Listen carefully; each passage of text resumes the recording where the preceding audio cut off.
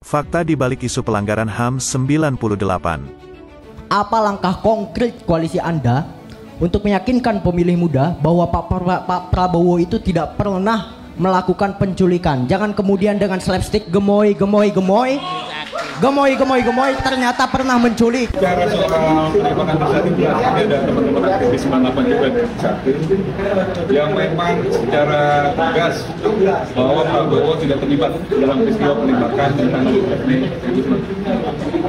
Kalau bicara soal penculikan, ini salah satu korban penculikan.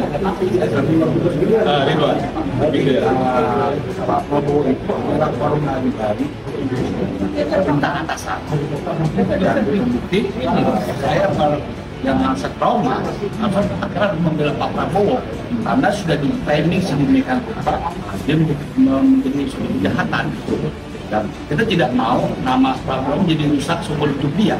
Dan kita tahu sejarah ini salah satunya abang-abangan saya Desmond Maesa itu sudah bercinta dengan saya. Tuan, kalau tidak ada Prabowo, gue mati. Jadi poinnya adalah Pak Prabowo itu menyelamatkan teman-teman yang ada waktu itu diculik.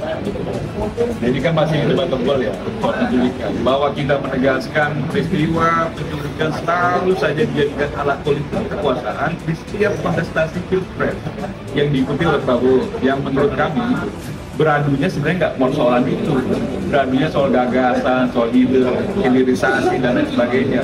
Tapi kalau selalu itu yang didengungkan, sedangkan di berbagai momentum sudah diklarifikasi soal keterlibatan Prabowo dalam peristiwa penculikan yang tidak bisa kita pungkiri bahwa itu bagian dari fakta sejarah, yang menurut kami ya harusnya itu tidak dijadikan alat pukul saja, tapi juga punya ide-ide besar lainnya yang bisa kita adu dalam kontestasi Pilpres 2024. Dan kami meyakini, karena kalau teman-teman juga mengingat sejarah, dari tahun 95 sebenarnya hubungan Prabowo dengan mertuanya itu sudah tidak baik.